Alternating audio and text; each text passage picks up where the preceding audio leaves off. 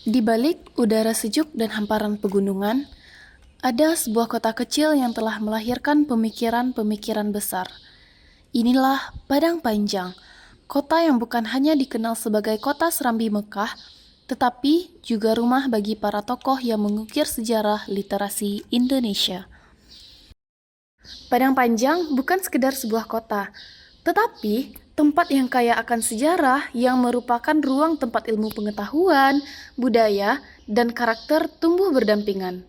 Tak heran jika kota ini dikenal sebagai kota pendidikan.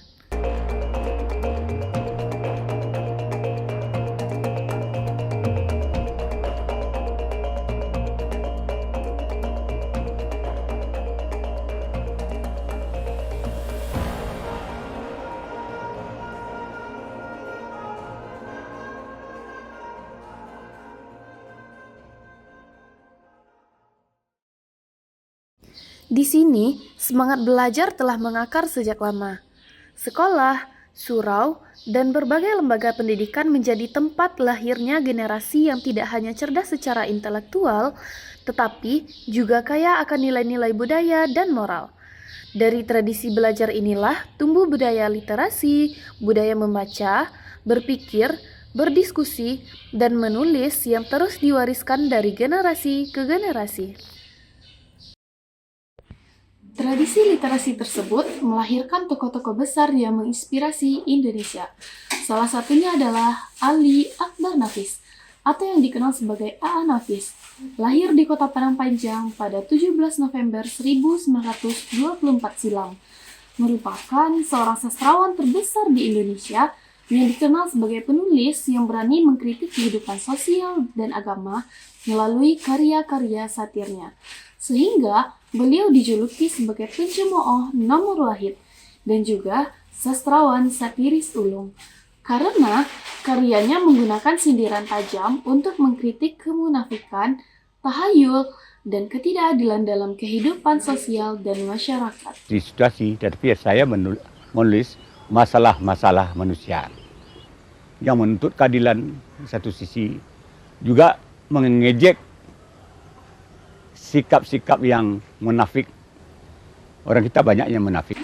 Sejak kecil, beliau gemar membaca majalah dan buku sastra, sehingga tumbuh minat menjadi seorang penulis. Kami mencari dan mengumpulkan bukti sejarah dari berbagai sumber. Pertama, kami mendatangi perpustakaan daerah yang menjadi pusat edukasi dan rekreasi sehingga penyediaan layanan literasi inklusif bagi masyarakat. Di perpustakaan ini, koleksi buku lengkap, menyediakan ribuan buku referens, karya umum, hingga koleksi lokal budaya Minangkabau. Pada layanan inklusif, tersedia koleksi khusus seperti Al-Quran Braille 30 juz bagi penyandang disabilitas dan area khusus untuk anak-anak. Perpustakaan ini dilengkapi fasilitas digital, area baca yang nyaman, serta desain tata ruang berbasis teknologi untuk mendukung literasi modern. Perpustakaan daerah terletak di tempat yang strategis, tenang, ramah lingkungan, dan cocok untuk semua kalangan, mulai dari pelajar sampai masyarakat biasa, baik untuk mencari tugas sampai sekedar menghabiskan waktu luang.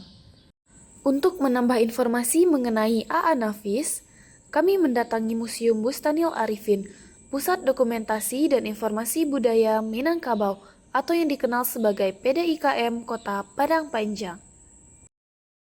Salah satu karya A.A. Nafis adalah novel Robohnya Surau Kami, menceritakan tentang surau tua yang hampir roboh dan penjaganya. Surau itu dirawat oleh seorang kakek yang menjadi garinnya. Kakek hidup sederhana dari sedekah dan pekerjaan mengasah pisau. Sebagian besar waktu dihabiskan untuk beribadah dan merawat surau. Ajo Sidi, yang dikenal suka bercerita, datang dan menceritakan kisah Haji Soleh. Cerita itu menjadi inti konflik dalam novel. Haji Soleh orang yang rajin beribadah, namun dalam kisah tersebut beliau justru dihukum karena hanya mementingkan ibadah pribadi dan mengabaikan tanggung jawab terhadap keluarga, masyarakat, dan negerinya. Cerita Ajo Sidi membuat kakek mempertanyakan makna ibadah yang selama ini dijalaninya.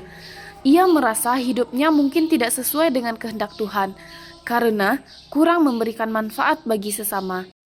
Sehingga keesokan harinya kakek ditemukan meninggal di surau.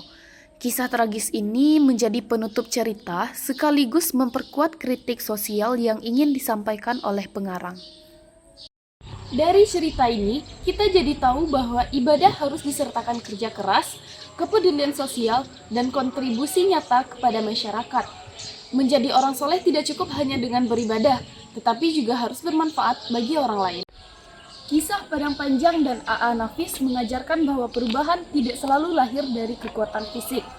Terkadang, perubahan dimulai dari satu buku yang dibaca, satu gagasan yang ditulis, dan satu pemikiran yang menginspirasi banyak orang.